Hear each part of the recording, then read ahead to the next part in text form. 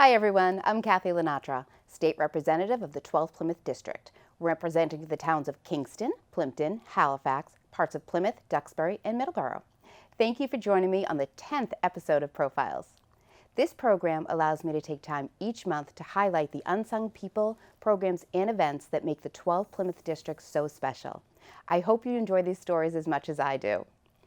On today's show, I'm joined by Nicole O'Brien. Nicole is the founder of Plymouth Pride, a dedicated group of volunteers from local towns who work to celebrate the diversity and unity within our community. Plymouth Pride was founded by Nicole in the summer of 2019 by entering in the 4th of July parade. Since then, they have become a nonprofit and they work hard to put on amazing events in town, such as their annual Pride Festival. Nicole is a resident of Plymouth County. She holds a degree in legal studies and is a proud mother of 3.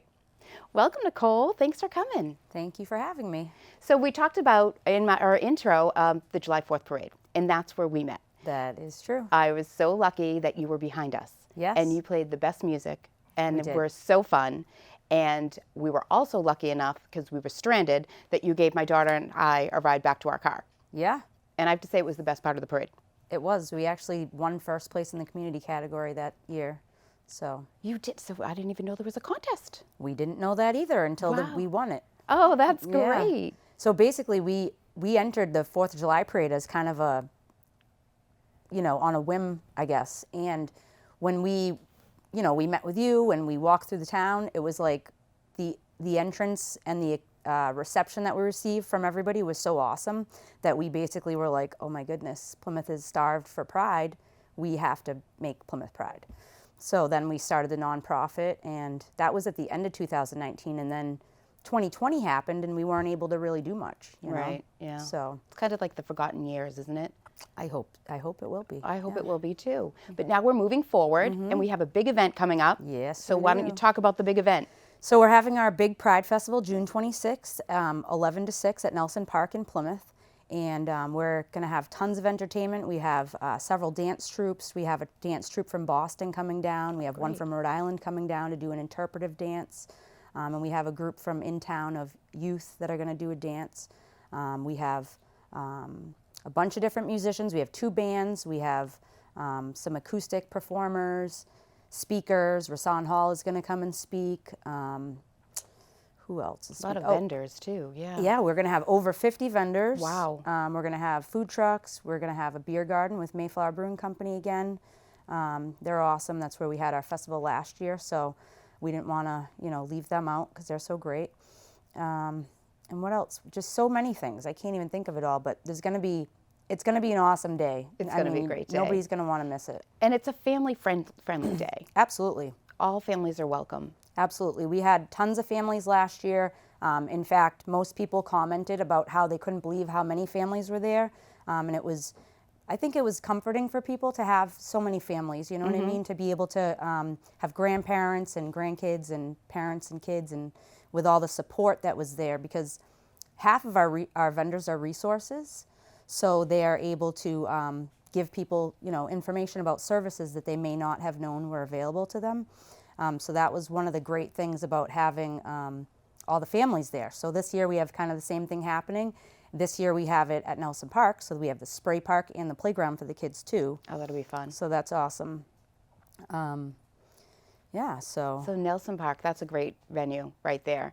I know originally, we'll just touch on this briefly, you wanted to have it at the big DCR park. we did. We wanted to have it at DCR right on the waterfront. It's a little more complicated with the permits and all that kind of stuff. So there's, it's very difficult to have an event there. So I am hoping that the town will be able to purchase that site in the near future, and then hopefully we can have it there. Because I can only see Plymouth Pride getting larger and larger. Absolutely. That's more. what's happened. That's what's going to happen. We didn't anticipate it happening so quickly. So last year, when we had our festival, we started our planning when there was only 250 with masks allowed. And the mask mandate lifted during our planning process before we had the event.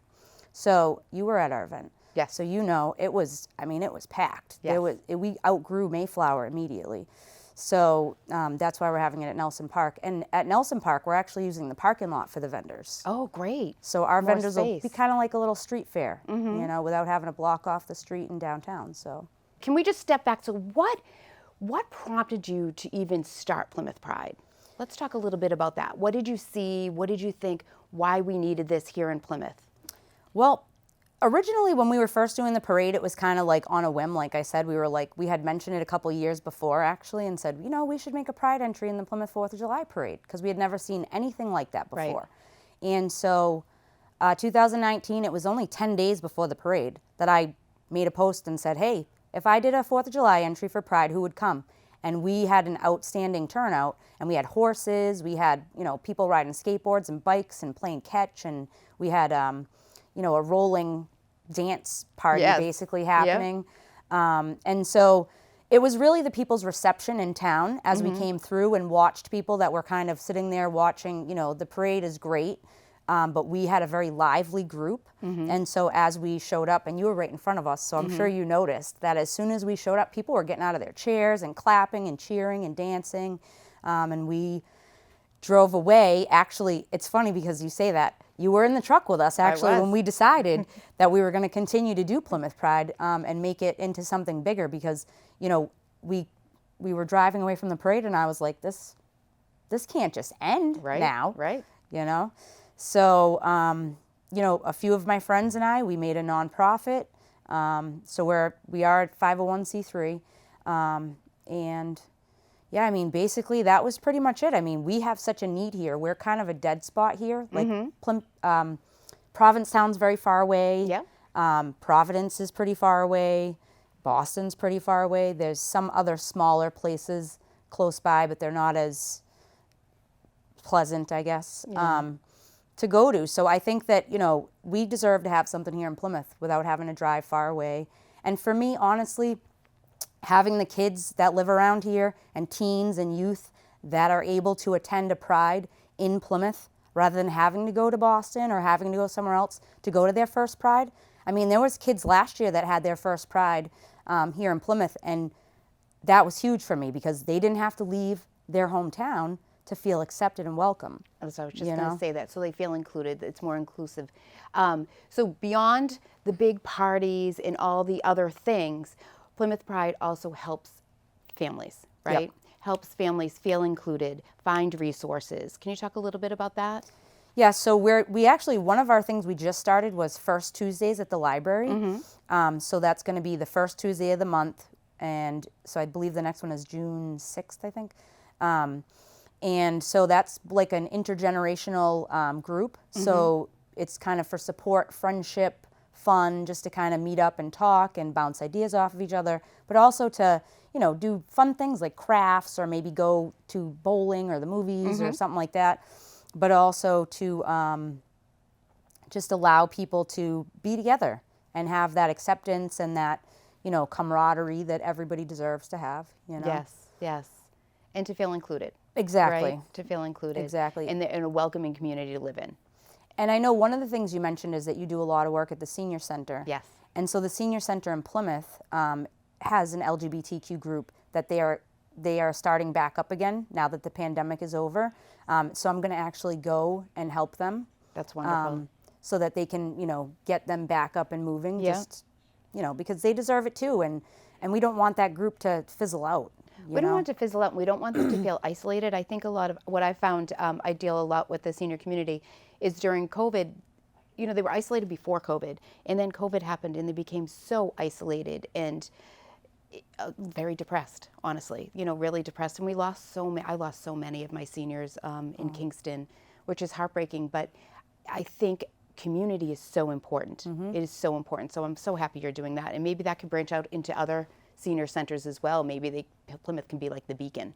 Yeah. And then we can spread that out. The Duxbury Senior Center has an awesome LGBT group too. Okay. Yeah. So Kingston, I know we both live in Kingston. Yes. And so it would be lovely to try to get something going there too, Yep. But yeah, there's so many different things. I mean, there's also PFLAG in Duxbury and Shagley, and they are groups for youth and for parents and families for support.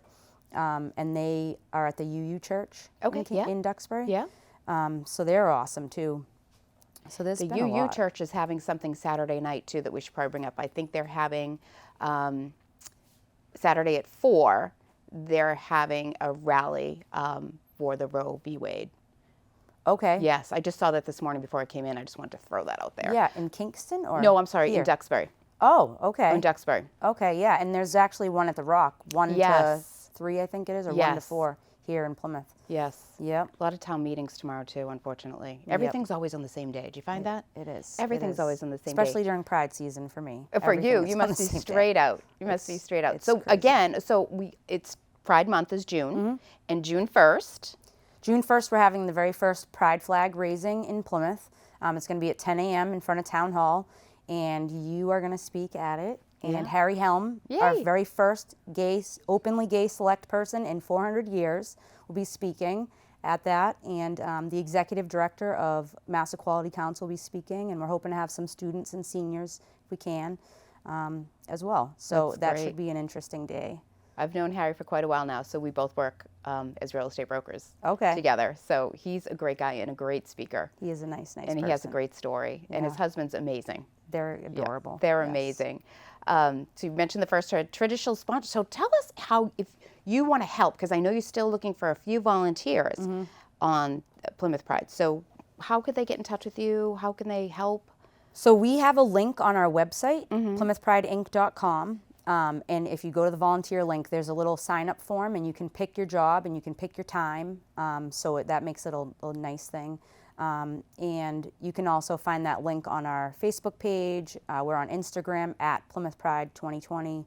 And as far as sponsorship goes, we have 2 unicorn sponsors. That's our highest level of sponsorship. So we have TechEtch and Harbor Health.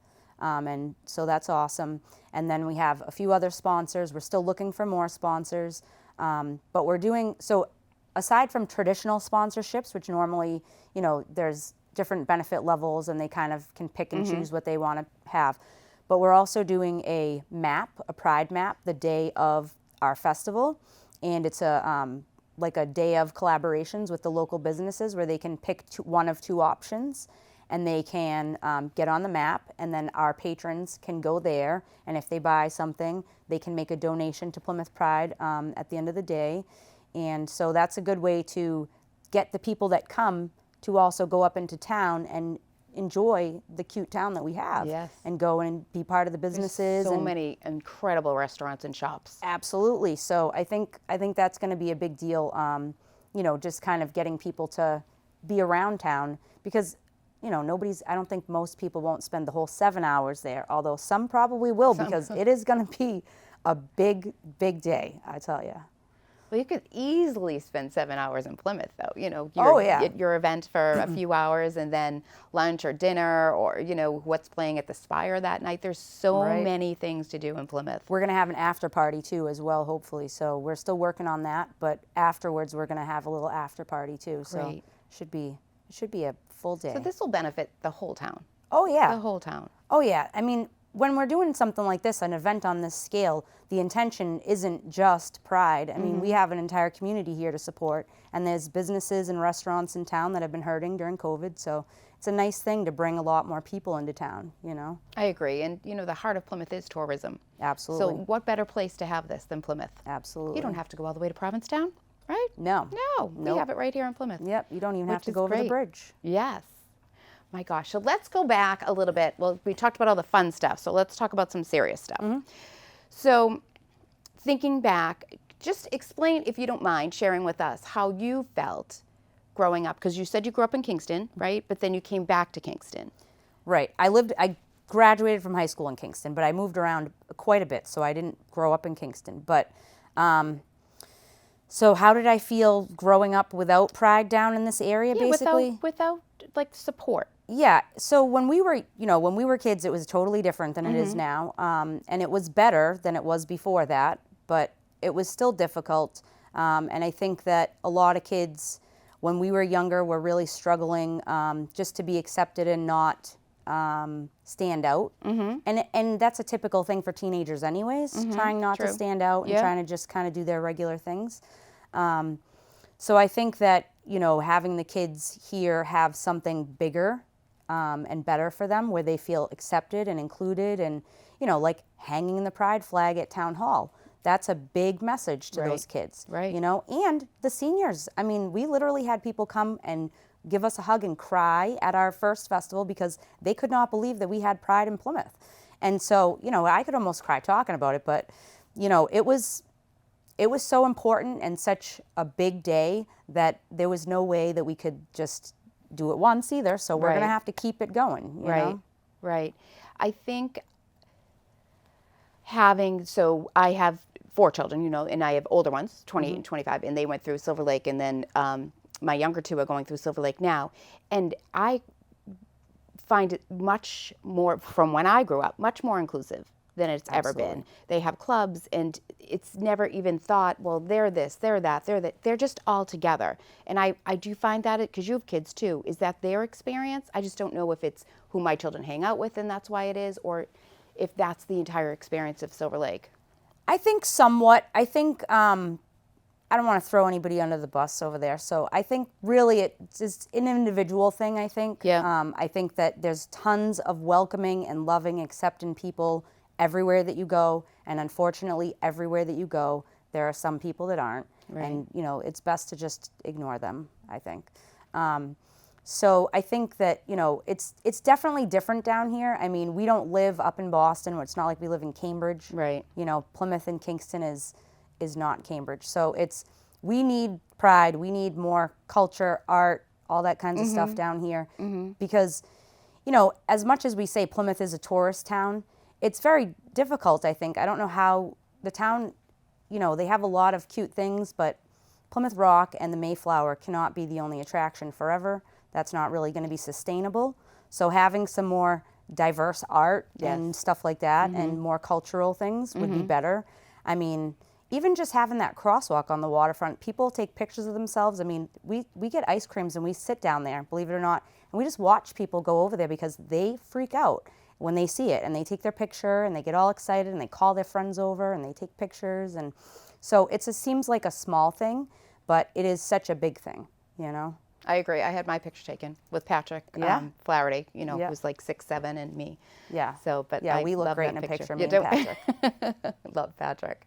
I think it's so important too. And we have Lee Filson for See Plymouth. Have you met Lee Filson? Yes. Amazing dynamo who brings so much to Plymouth, and it wants to bring more arts, even though we have a lot. And still is constantly bringing new programs to Plymouth, which I think is really, really helpful. Yeah, like the Plymouth Bay Cultural District. They've been doing a lot of stuff. Last year we did the Yarn Pop with them. I love the Yarn Pop. And that so was really that's cute. Up, right? Yeah.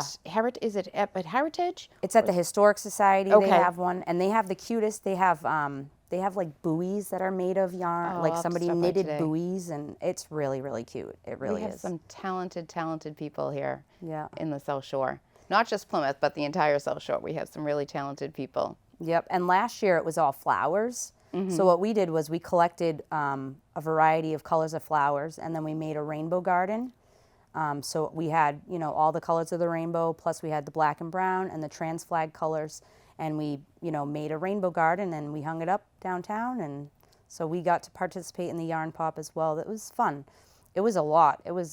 It's hard to knit that many flowers. We didn't personally do it because I don't know how to knit. But I mean, the other people really, it was a lot of work. It is a lot of work. It really is. It is a lot of work. But I think it's work that they love. Oh, absolutely. I have a friend that knits and crochets, and I'll just send her a picture, and the next day she's made it. So wow. I think it's a gift to know how to do it, and an art, and I think it's kind of getting to be a lost art. We need to teach kids how to knit. That's true. They should start with us. We should learn how to knit. We probably should. Yeah. We could take a class together. We could take a class together. Maybe we'll knit. Yeah. But I'm really excited for this Pride. I'm really excited. I'm hoping the weather's great, but even if it's not, we'll still have fun. As I learned in Ireland when I went with my family, and we were doing falconry, if you know what that is, and we're in the woods, and it's cold and rainy, and of course, there's always one child that has to wear shorts, right? Doesn't want to wear the jacket, has to wear shorts. And the woman that was helping us, the young woman, said, "Jack, there's no such thing as bad weather. There's only bad gear." She said, "Put on your jumper." So you should have put on your jumper, which was meaning a coat. So that's how my family now operates. Yep. There's no such thing as bad weather. You just have to dress for it. That's true. So we will do that day if it happens. But I think it's going to be a sunny, beautiful day. I don't think about the weather that day as much as I possibly can. Now I stuck it in agree. your head.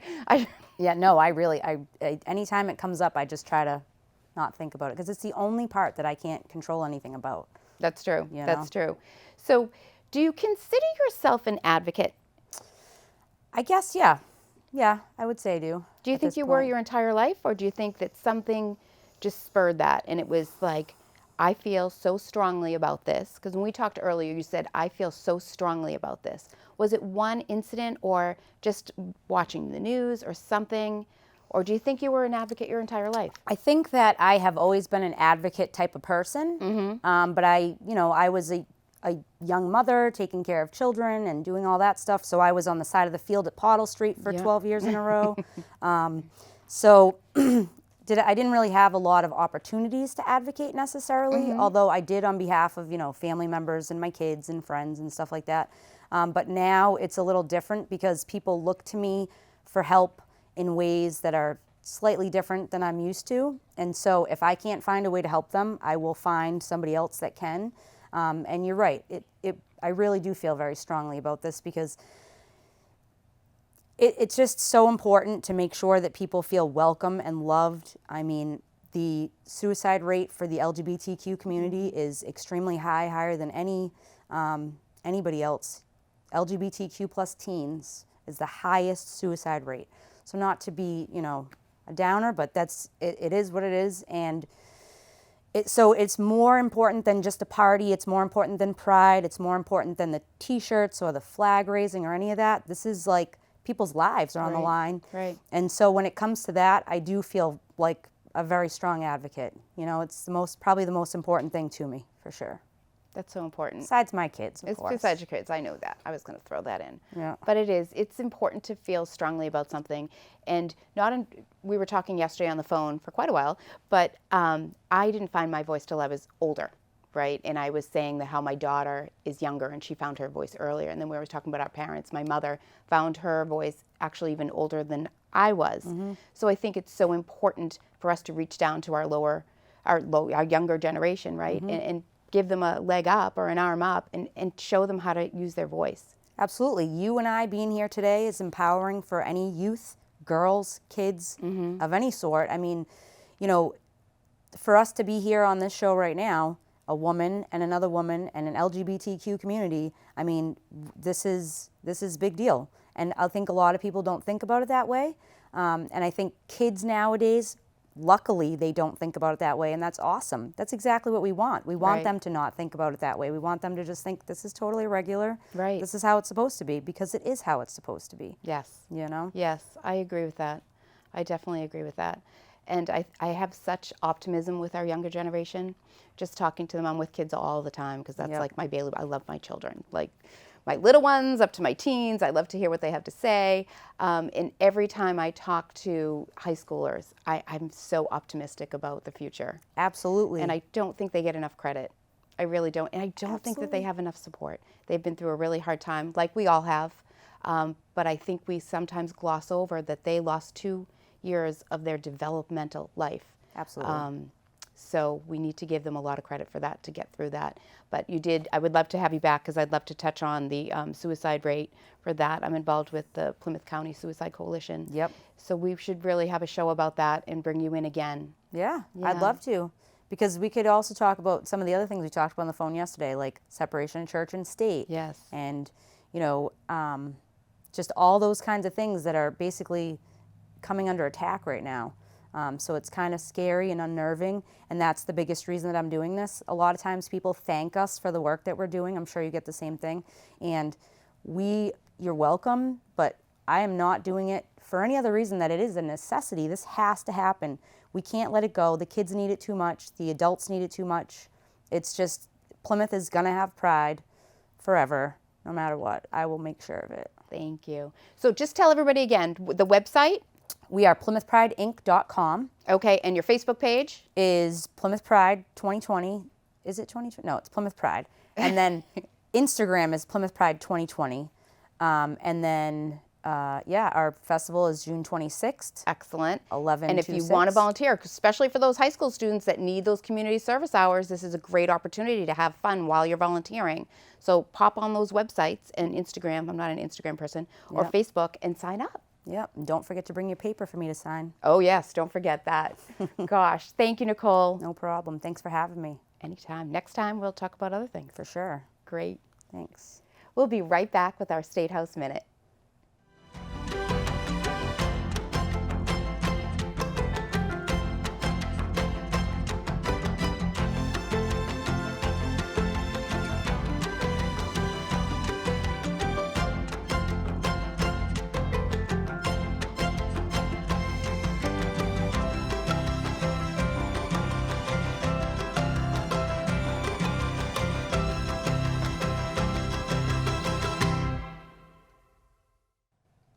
On each episode of Profiles, I'd like to take a minute to provide a quick update of what is going on up on Beacon Hill.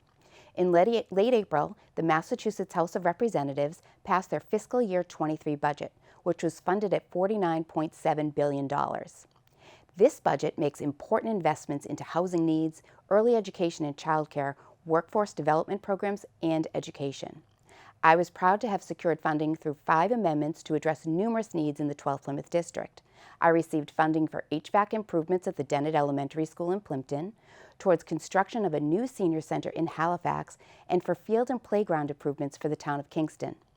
I also secured funding for Habitat for Humanity of Greater Plymouth to purchase a new box truck, and for the Fishing Partnership Support Services, who has an office here in Plymouth, to invest in behavioral and mental health in initiatives in coastal communities. This budget was a huge success for both the 12th Plymouth District and the Commonwealth. I was proud to join my colleagues with a favorable vote. I want to thank Nicole for joining us today and for sharing her story. I also want to thank her for all the incredible work she has done in founding the Plymouth Pride group and for supporting the LGBTQ community in the area. Many times, this community can feel isolated, and groups and people like Plymouth Pride and Nicole work to make our communities more inclusive and welcoming places for all who call it home. Thank you, Nicole.